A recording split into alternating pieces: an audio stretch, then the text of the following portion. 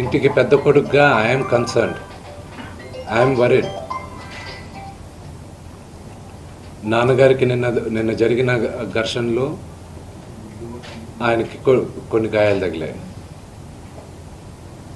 నేను Kannappa cinema post production work లాస్ ఏంజల్స్లో ఉన్నప్పుడు నాకు ఫోన్ వచ్చింది, ఇలా ఇంట్లో గొడవ జరుగుతున్నాయని.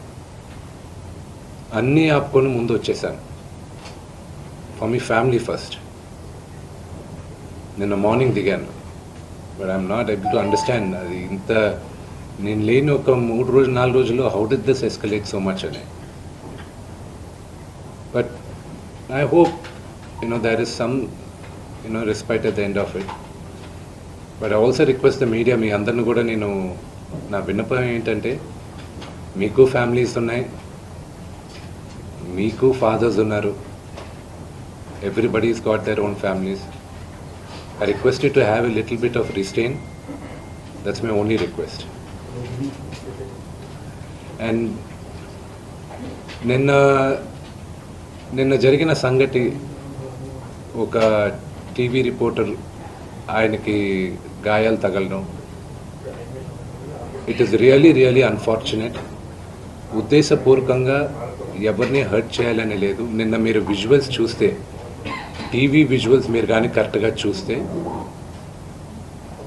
గేటు పగలగొట్టుకొని తోసుకొని గేటు ఎరగొట్టి లోపలికి వచ్చేటప్పటికి ఒక తండ్రిగా ఆయన రియాక్ట్ అయిన విధం చాలా తక్కువని నా భావన. కానీ ఆయన ముందుకొచ్చి, మీరు విజువల్స్ కరెక్ట్గా చూసుకున్నారంటే, ఆయన మీడియా వాళ్ళకి నమస్కరిస్తూ ముందుకొచ్చారు.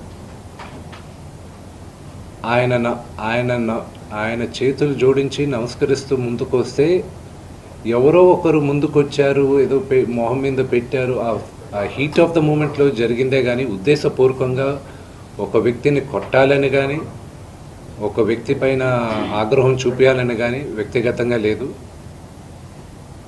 ఆయన గాయపడిన వాళ్ళ ఫ్యామిలీతో నేను టచ్లో ఉన్నాను, వాళ్ళ ఫ్యామిలీ మెంబర్తో మాట్లాడాను,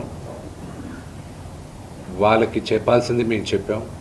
we are in touch with them and it is a really unfortunate incident. I wish this did not happen. ఇది జరుగుండకూడదు. It's really unfortunate. It happen. We all feel sad for it.